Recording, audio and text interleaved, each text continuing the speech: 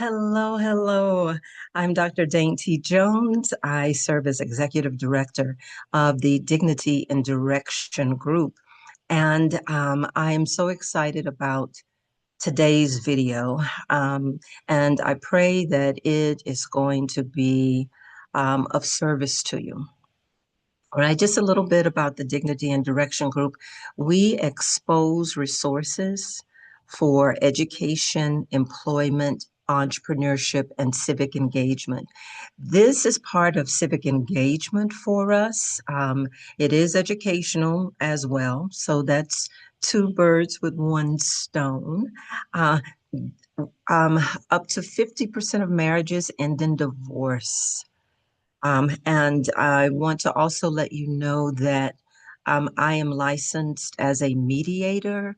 And so if you need my assistance, I cost much less than a lawyer does to do this and to take it to a judge. So you can reach out to me at our website here, clicking on the About Us tab. Will allow you to send me an email request to act as your mediator if you want to talk about how to divide property amicably, and also to chat about the children, what you would hope to do. In addition, for this session, I have included a quiz for you. If you take this quiz and send it to me, and you earn a grade of a 70% or higher, I will be able to give you a certificate of completion for this session in case you need to or desire to show this to a mediator, to a lawyer, for a judge. You can use this certificate of completion to show your desire to take care of your children. It is always up to, well, almost always up to the father to be able to communicate with the judge.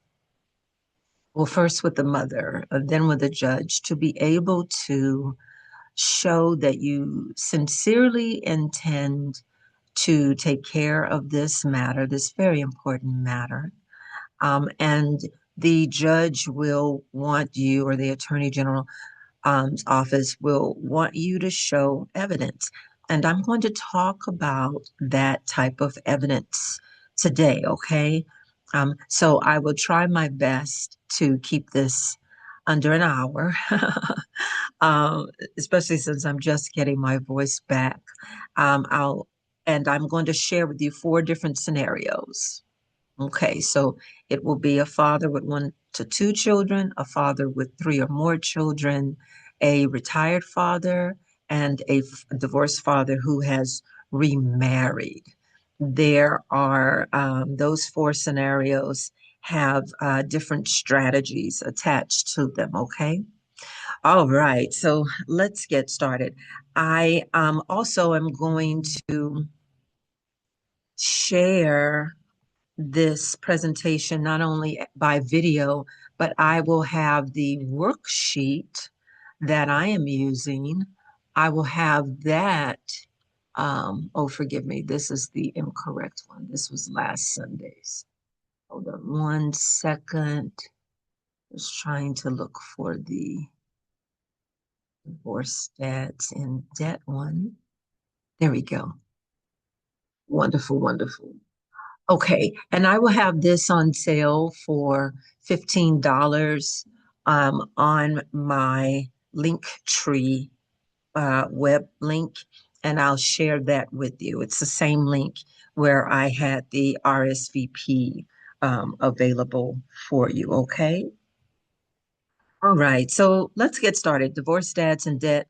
And this doesn't have to be divorce dads. You know, you might never have married your significant other, or you might be widowed, right? Like you might be like what I went through. and was widowed. So if this serves you, then by all means, make use of it. All right. Let's get started. Uh, and then the sooner we get there, the sooner you might have an answer to questions for which you didn't know the answers before. Because I don't know how many of you know what you will encounter. Most people go with their best intentions in mind, right? So let's look at the single father stability plan. This is a financial stability plan if you have 1 to 2 children, okay? And your income might be limited, but you still want to be able to support your child. So I want you to consider these 4 phases, especially when it first happens, when the money suddenly changes. I want you to keep this in mind. You need to stabilize and stop the bleeding. That's the first thing we're going to talk about. Then you're looking at trying to survive living in this crisis mode. It's like a fight or flight mode for some people because it's very different. You might have come from this 2 income situation to now a 1 person situation, and that becomes challenging for both parents, and especially if you are being asked to give a certain amount of money that seems much to you. The third stage is recovering. This is where you're trying to repair your credit and repair your cash flow. And then the fourth stage is to build. Okay. So stabilize, and then try to survive, recover, and you will recover. You will recover. And then you're able to build. It is not practical that you can start right at building.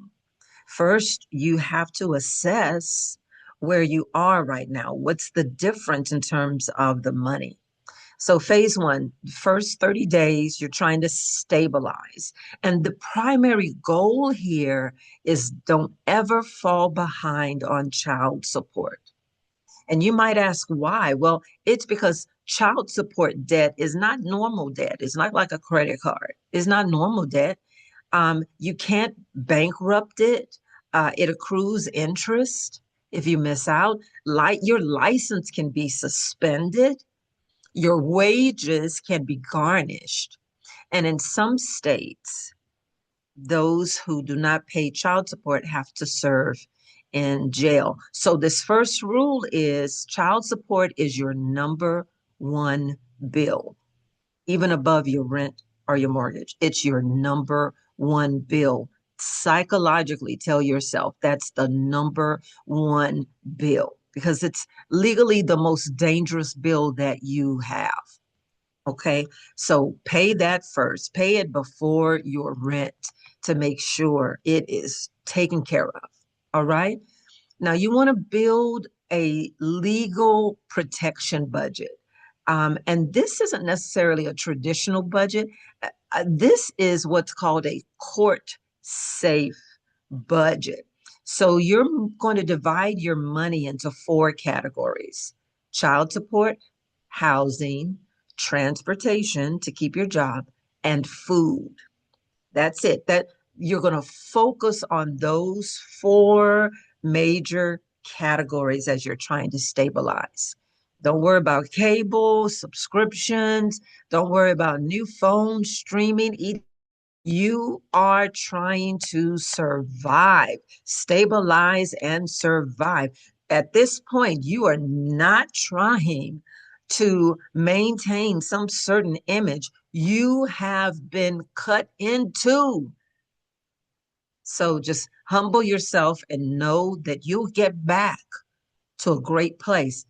Not immediately, but you will get back. You will get back on your feet, especially if you focus on those 4 most important things and not the things that are going to help sink versus help you to stay afloat. All right. Consider what's called the 48-hour rule. Every father paying child support might want to adopt this habit. Always keep at least one child support payment saved ahead. Always do that. And if you do that, you don't have to worry about certain emergencies. For instance, you might have a job interruption. There might be reduced hours, or you might become ill. You might have to repair your car or deal with layoffs. But that one missed payment will trigger fees. That's court fees, possibly arrears, then leading to enforcement, garnishment, and worse finances. So before saving anything else, let your first savings goal be one child support payment ahead. Just put it away. It is not part of your emergency fund. This is a child support payment ahead. You will not touch it unless some emergency happens and that affects the child support. That way you always have that. This is your own personal legal defense fund. Okay. All right. So we'll do that. Step 3. This is automatic payment protection. So don't worry about trying to remember. You can set up wage withholding or an automatic bank draft for these payments.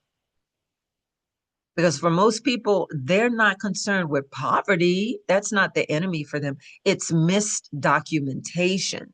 Courts want to see records. They don't want to hear about our intentions to have done it. So keep your payment confirmations, your bank statements, employer deductions, okay? Because some fathers pay, but if they can't prove it, say you're giving cash to the other parent, you can't prove that. I would not recommend giving cash. I would not. I know it's convenient, but I would not recommend it. If you are going to do cash, you should have some kind of invoice where the other person is signing that invoice and someone else is witnessing the signature of that invoice. Unless you can create an online invoice where she can sign like an e-signature, and then that becomes your proof. But you still might want to have a witness if you're trying to use cash. All right, phase 2. We talked about the first 30 days. Now let's look at 3 months. Let's look at 90 days. This brings us to survive. So you're moving from stabilization to survival. And now we can stop. Now, this is where we focus on that constant crisis cycle of what you encountered possibly in that first month. So here are some numbers for a survival budget. It is 60, 20, 20. 60, 20, 20. Okay. 60% goes to mandatory living. That's rent, utilities, and food. We're still not talking about extras. Another 20% is child support. And then the remaining 20% is about recovery and protection for you. And this is really important because it can go towards your emergency fund, your car repairs, your small debt cleanup. And this way you don't have to worry so much about any missed payment risk, right? Let's talk about a housing rule. Number one financial mistake that single fathers make is they try to maintain a family-sized residence after separation, but you're no longer living on a two-income household. So here's the hard truth. You are financially operating as a court-mandated shared income household, right? So you must at least temporarily live below your former identity. So be creative and again, humble yourself. You can rent a room from a family member, and this actually helps family members who are on social security, especially social security that is where they're surviving as spouses, because that type of social security has a max on how much other money the person can bring in, except them renting. They can accept rental income without it affecting their money stream from the government, from Social Security, as a surviving widow or widower. So you would be helping that family member by renting a room from the family member. And that would be helping you, that you are not then trying to hold down a house, especially the price of housing now. So, okay. Or you can get an efficiency apartment. They are still out there. It might not be in the best and safest neighborhood, but you can just start over, get an efficiency apartment, or you can be at an extended stay, or you can share a house with someone. And please don't think of this as failure. This is your legal financial strategy, right? The ocean ebbs and flows. Sometimes we're up, sometimes we're down, but your character is how you handle yourself when you're down, and how you still practice a sense of contentment. Not a lot of anger. I know you're going to probably go through grieving stages for the end of that relationship, and grieving for the lifestyle you had before. That's normal. That's so normal. And yes, we will sometimes go through states of anger. If the grieving stages are like shock and bargaining and trying to negotiate, and anger, and then finally this sense of acceptance. Yes, but if you would say to the God that you believe in, just like I think it's Philippians 4 and 2, I think, where Paul talks about, I have been with and without. Like I've had money and I've been in need, but I still am content. Now I'm paraphrasing, but yes, this sense of contentment. You're getting through each day. In fact, if you're using this formula, you've gotten to the second stage by now. Your next 90 days, right? Every day that you are above ground, you're above ground and you're thinking in your right mind, this is a wonderful day. Okay. And I applaud you in advance for trying to survive and making it. You've got this in you. You've got this in you. You are strong enough. You've got this in you. Okay? All right. So that's your legal financial strategy. Here's some information about transportation. Your car is not so much a comfort item now. It's your child support machine, payment machine. So don't worry about a luxury car. Try to avoid high insurance and have a very reliable car. You can't have an unreliable car right now. That will eat up your money. Just a reliable used sedan will do, right? A well-built machine will do, because we certainly don't want a repossession. Uh, we don't want that. And repossessions can actually trigger job loss because you can't get to work. Okay, so then that could lead to missed payments, and that can lead to court enforcement. So try to have a reliable car. All right, now let's go to phase three. Phase three is recover.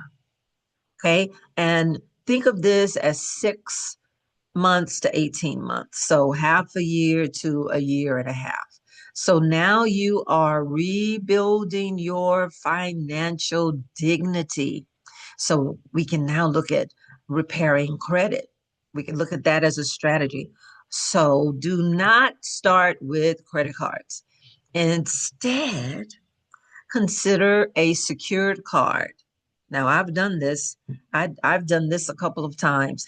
Has it been a couple of times? Maybe just once. I was trying to buy a house and I wanted to rebuild my credit after divorcing. A secured business card. You put the money down for it and you buy something really little every month and you pay that off to bring those your credit score up. Also, consider a phone bill in your name because maybe before you shared that bill with your wife. So have a phone bill in your name to show that you are rebuilding. And then maybe one small installment account, maybe one. Okay. I didn't do that, but um, from the research that I pulled for this presentation, you might consider that. And your goal is to get your credit report, your credit score up to a 640 and above. Okay, a 640 and above, because you can buy a house with a 640. You want it higher though, if you can get it higher so that your interest rate is lower. All right. Um, and this is going to be great for you to do so you're not trapped in high rent and bad cars and payday loans. Oh, please don't do payday loans. I'm sorry. I'm sorry if that sound was too sharp for your ears. Please don't do payday loans. I even know a lady who works, at least she used to work in that field, and she would tell anyone who would listen, don't take out the payday loans because it is rigged that you just sink, you sink higher and you're going lower and lower and lower if you do that, okay? So try to stick to this plan. Try to stick to this plan of where you slowly rebuild, but you slash anything extra. Then you start slashing necessary, right? So that you could begin to rebuild. And then step two, after trying to repair that credit, try to attack anything in arrears. So if you did get behind on your child support, don't ignore that. Don't ignore it. Contact the child support office and request a review or modification because your income might have changed. Okay. And then make some small, consistent payments so that you won't be punished by the courts. They're going to reward documented effort. Okay. So remember, you're the one who knows what your revenue coming in, your income coming in, and your expenses going out. So you're the one who gets to explain that and show evidence of that to the courts. All right. And you want your bank statement to show the evidence. Okay. All right. And then step three is where you're going to try to expand your income. All right. You can't out budget child support on a low income. So you have to increase your income without increasing child care obligations. So there are actually some fields or positions rather that you can have that are looked at as possible side incomes for single fathers that where the judge won't necessarily say, hey, we need to modify what you are bringing in and increase your child support payment based on these jobs that I'm going to tell you about. So evening security work, a warehouse shift, delivery driving, if you're doing limited hours, weekend event staff, a hotel front desk night shift, or even maintenance janitorial contracts. And these are suggested because courts often calculate support on just the father's primary income, but the side work can be used to stabilize your life without instantly having the court to recalculate the orders about what you're supposed to spend. Now, this is based upon the jurisdiction where you live, though. So you do want to check with someone in authority to make sure this is okay. Also, what might happen is you can only do this for maybe 6 months of the year so that this doesn't look as long-term extra income, which could possibly be looked at as unreported income. So it's a sticky situation. Get some true legal advice about what this can look like. But you will need to expand your income. Okay? You'll need to do that to be able to go to the fourth phase, which is building. And you're going to try to build your wealth here. So you want a 3-month emergency fund. That's so important, you all. That is oh so important to have a 3-month emergency fund. I tell you from experience, I tell you from experience. I started a new job. They did not pay me for 7 weeks. They didn't pay me for 7 weeks.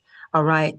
Fortunately, I years ago took a debt relief boot camp and learned these strategies. So you want this. You want a 3-month emergency fund, uh, a reliable car that's fully owned, okay? So that you don't have to worry about a car note. And you also want to do retirement investing. We're not young forever, so you want to do that. Maybe through Fidelity or Charles Schwab, you want to do that. And a housing upgrade. So if you're renting a room, maybe now you move to an efficiency apartment, stabilize. Then after that, you can see what you want to do. If you want to buy another home or rent a home, you decide what that looks like for you.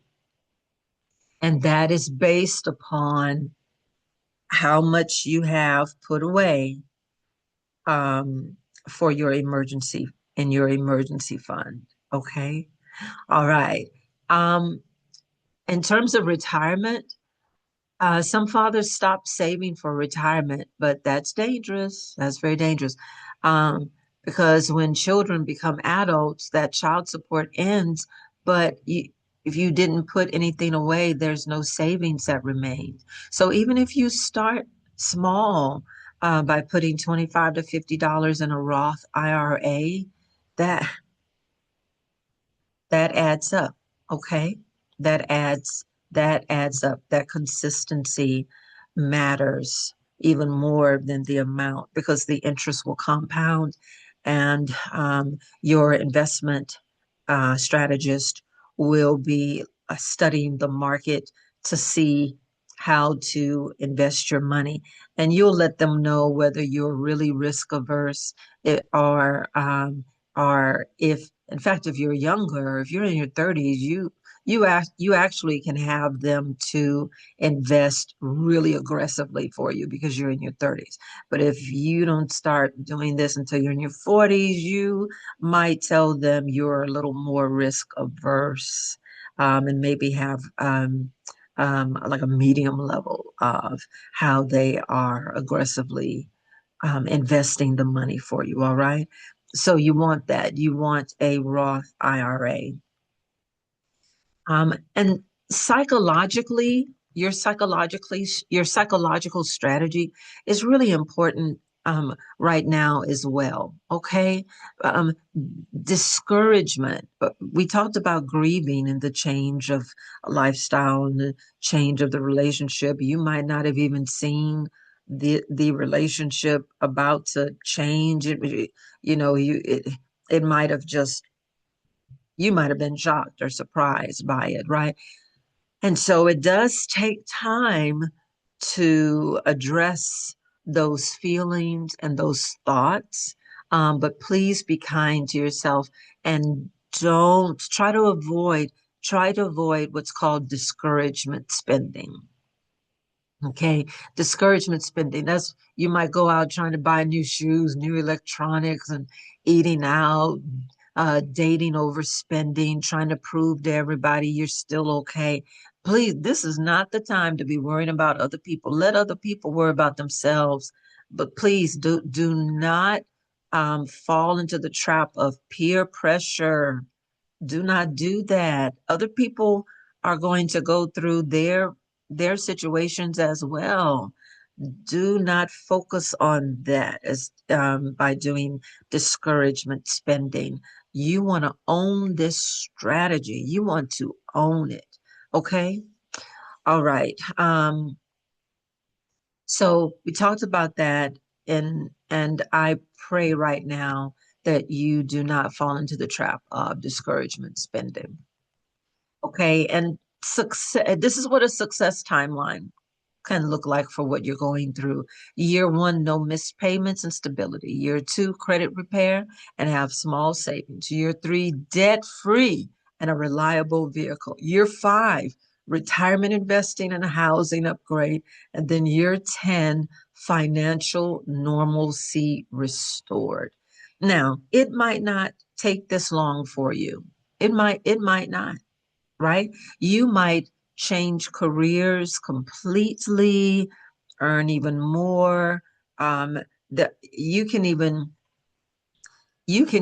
algebraically figure out what how much money you can earn so that even if your child support increases, it you still would have a very lovely lifestyle for yourself.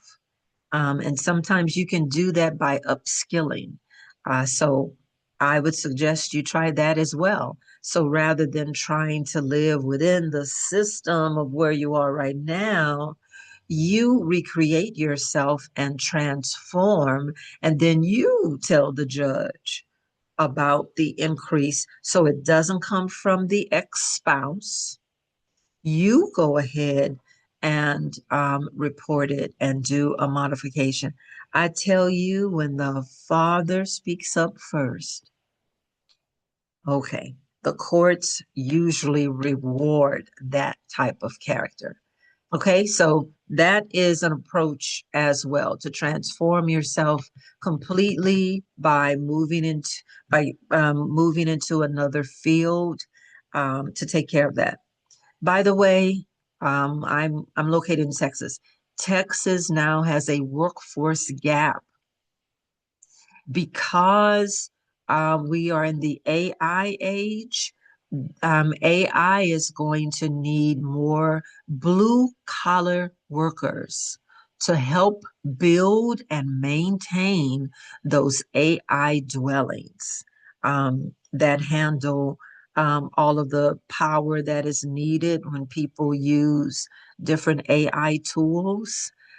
They're going to need more electricians and people who know how to deal with HVAC and such. There are more blue collar jobs that are going to be available, and the field doesn't have enough workers for it yet. And so if you want to recreate yourself that way, those jobs are ready. They are waiting for you. Those employers are waiting for you, and they pay well. Those jobs are waiting for you. Also, AI doesn't have enough people in data science or machine learning, deep learning. They don't have enough people for that either. Also, if you were a manager, if you take some classes on managing agents, AI agents, and become a manager certified in agentics, that is a growing field as well. So you can get on that, okay, if you're thinking of transforming yourself. Okay, now let's move to the single father stability plan for someone who has three or more children. Okay, this is going to be a different formula because it's more children, more children.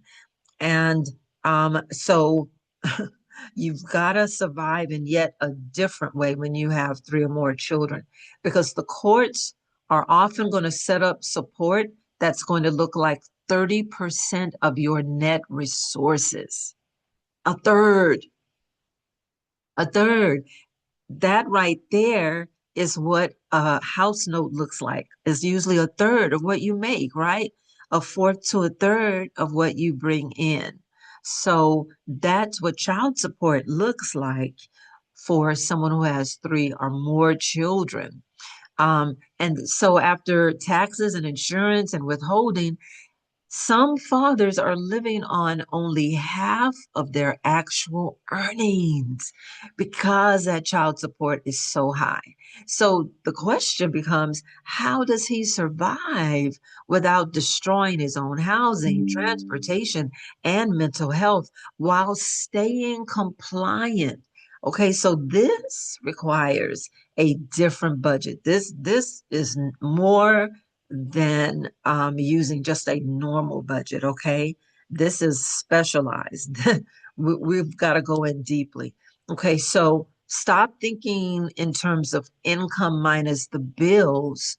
Start thinking in terms of income protection hierarchy. I'm going to say that again. Income protection hierarchy. Because the truth is, if the father becomes unstable, he loses employment, child support fails, and then everyone suffers.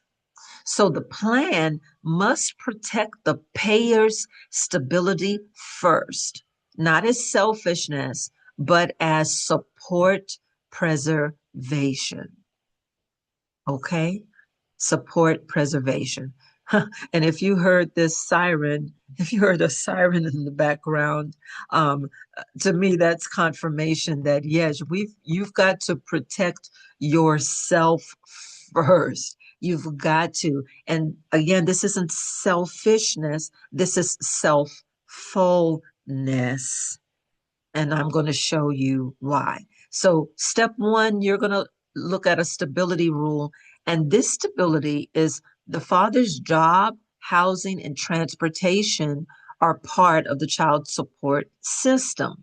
So, his first responsibility is to remain employable.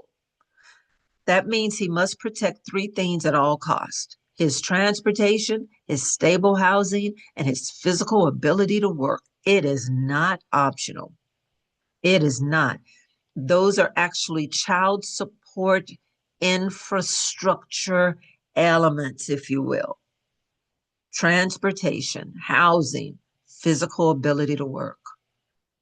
Yeah, so I truly, truly applaud those who have figured out move in with other family members, because you've got to take care of the children. You've just got to do it. That's a really smart thing if you opt to do that. Step two, the protected expense order. This is a little different from the father with one to two children. So instead of paying bills randomly each month, pay in this exact order: transportation, housing, child support, food, utilities, and then everything else. Transportation, housing, child support. Remember, the parent with one to two children put child support first and then rent. You've got three or more kids, transportation, housing, child support. Okay.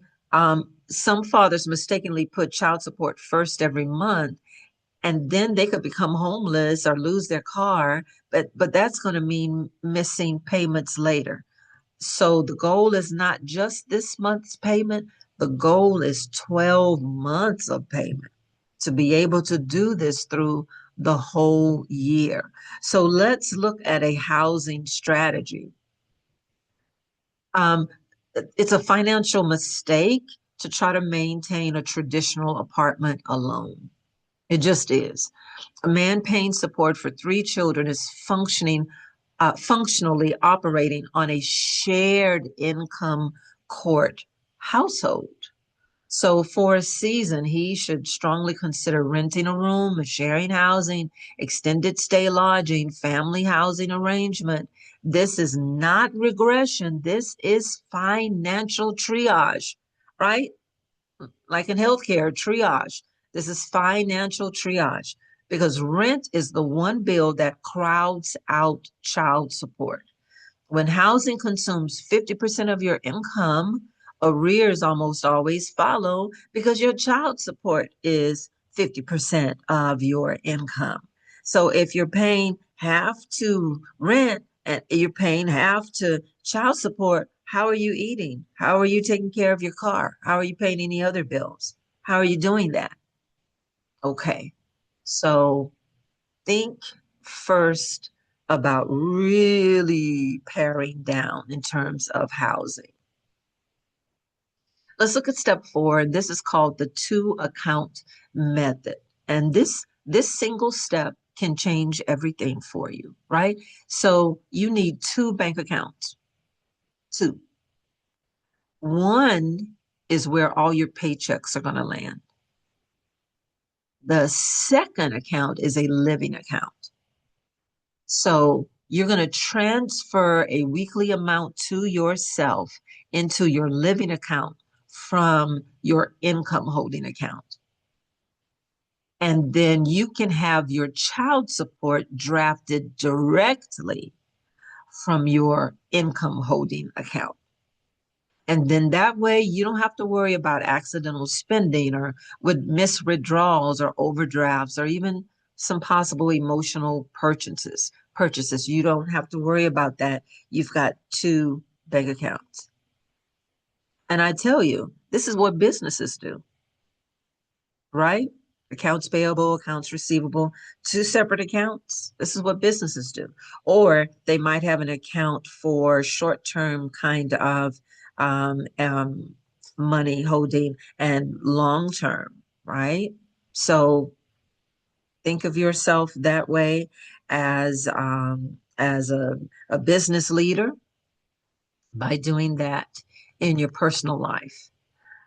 Now, for the first father scenario, we talked about 48 hours before you purchase something. In this case, give yourself 72 hours. 72 hours. And in this case, it's 72 hours of work income that you have saved. So either one payment ahead or at least 72 hours of work income saved. That's 3 days of work income saved. And this will help just in case you become sick or your shift is reduced or you have car repair, because missing one payment when it is half your paycheck is that's that's pretty horrible for you to have to come back and to find that money. So put that amount away as best you can. All right. So that you have a buffer. And again, this is not to be put in your emergency fund. This is separate. This is a child support fund. So wherever you put that in a child support fund. Now, I would recommend that the child support fund is actually put in an online high yielding savings account because that savings account will earn at least 3.5%. So that emergency money for the child support alone can grow. That's my recommendation to you about where to put that buffer money for child support. Put it in a high yield online savings account, not your regular savings account. Regular savings accounts at the brick and mortar banks earn you about 2%. That's nothing. Have an online account that can earn up to 4%. Okay.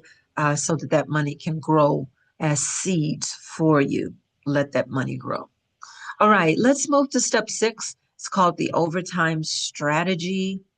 And this is really important, and it's a counterintuitive truth. So, working more hours at the same job is usually safer than working a second job. And this is because courts like stable employment history. But if you have frequent job changes, this can trigger an income review and possible imputed income. So instead of chasing side hustles immediately, the first strategy would be to maximize your hours at the primary employer. All right. And let that consistency protect and support your stability. Step 7 deals with food. It's a food strategy. Food spending can quietly break your budget. And so eating out can become a financial danger. So try to make some bulk meals weekly, freeze portions of the food, bring your lunch to work. And this can help you to cover a support payment and save for a buffer account.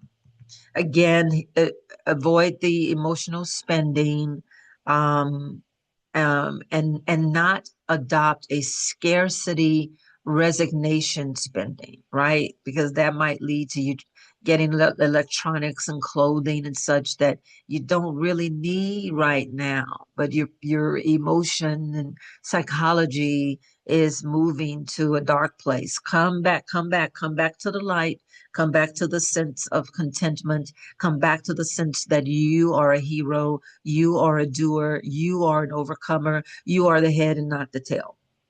All right. So we can avoid that emotional spending. Step 9, long-term relief strategy, and having a very important mindset.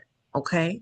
Now, since I am running out of time, I'm going to try to move quickly to just highlights of the remarried father stability plan and the retired father. But again, if you're interested in this information, I will have this for sale for $15 on my Linktree. It's Linktree/dignity and direction. It will be for sale there. Okay, so a question that usually comes up if the father remarries is if his new wife's salary affects his support amount. Well, in Texas and Harris County, no, it doesn't directly increase the father's child support obligation. Texas courts they calculate the child support based on the father's income only, not on the new spouse. But indirectly, remarriage can affect the case. Okay. So let's look at that. So it's going to show how child support is calculated from the father by looking at his wages, his overtime, his commissions, bonuses, self-employment income, unemployment that he might be receiving, and disability income. It's not looking at the step parent to financially support a child who's not there, right?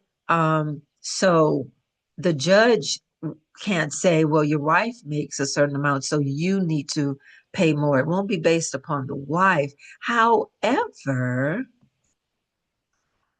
because the parents living when he remarries, he now is sharing rent or utilities and insurance.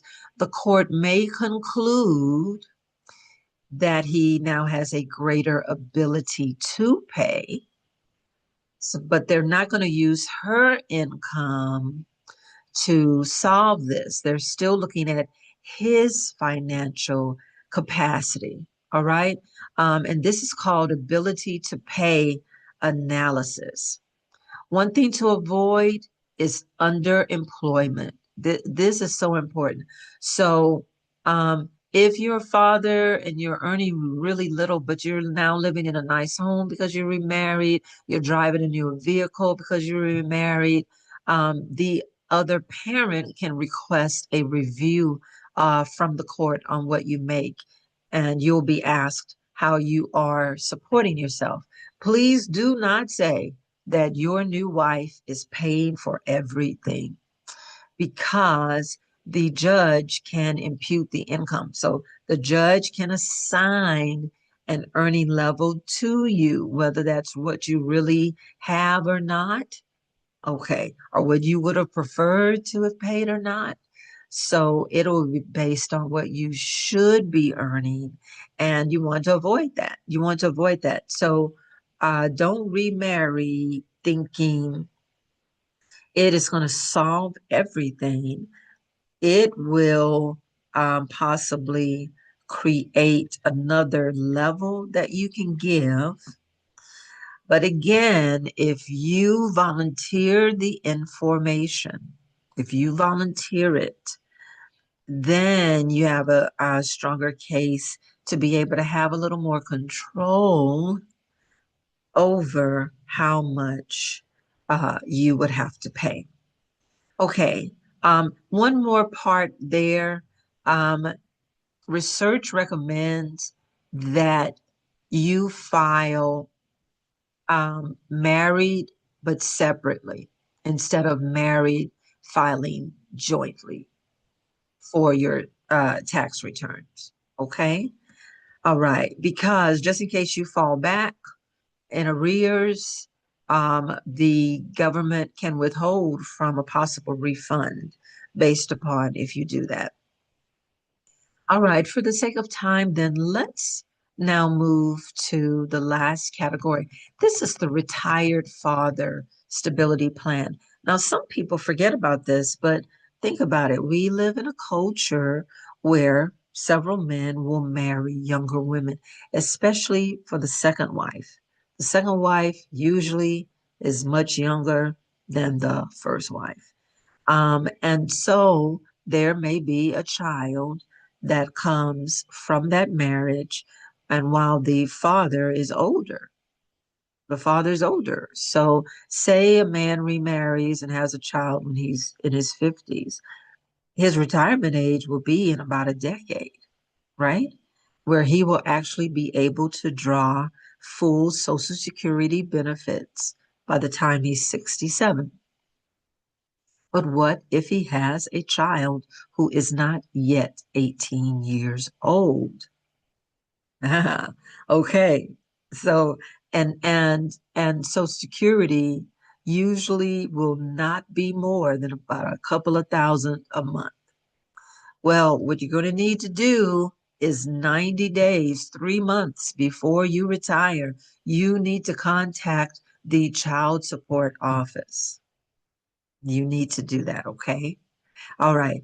Now, the other possibility is you might um, um, begin to claim Social Security disability.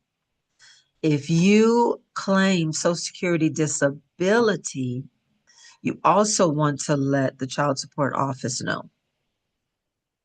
But at least, and that way you can have the amount of child support altered.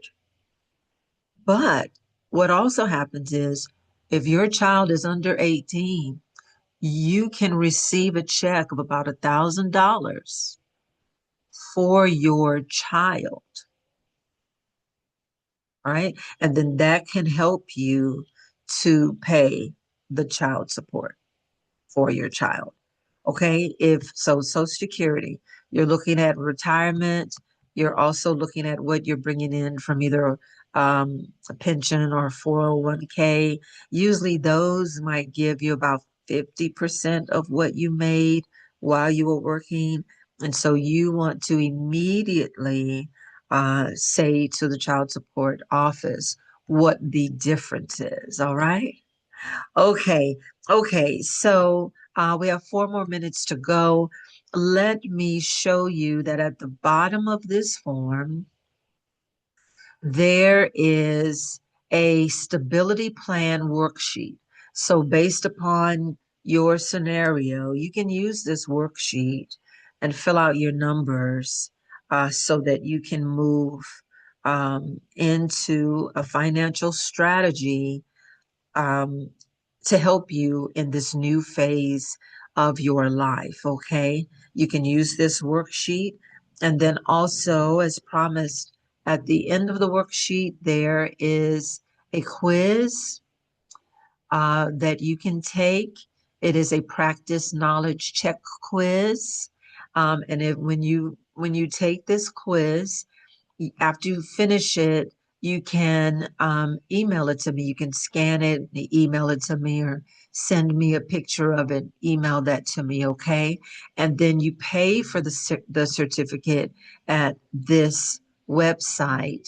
And when you do that, I will be able to send this certificate to you so that you can then show it to your mediator or lawyer or someone at the Social Security, not Social Security, at the Child Support Office. All right. Okay. Well, I thank you so much for being with me virtually so that you can see what it is, what strategy that you can have to be able to make it through child support payments. And let me share with you the Linktree address again. This is where I will list the certificate, how to pay for the certificate, and how to pay for the PDF. And it will be called Divorce Dads in Debt. All right. So that you will know what we're doing. Okay. Well, wonderful. Thank you again for spending some virtual time with me. Again, I'm Dr. Dainty Jones, and I am Executive Director of the Dignity in Direction Group. Again, if you need to reach out to me, you can go to dignitieshouse.org, the About Us tab. Also, you can go to the Dignity website on my Linktree page as well. And also consider um, subscribing to, here's our Dignity website. Also consider subscribing to our YouTube channel called Dr. Dainty because I upload these videos to that channel. And it's in the Dignity Hall folder. Okay, you'll be able to access them at least for a little while until I archive them. All right. Take care of yourselves and blessings, blessings, blessings.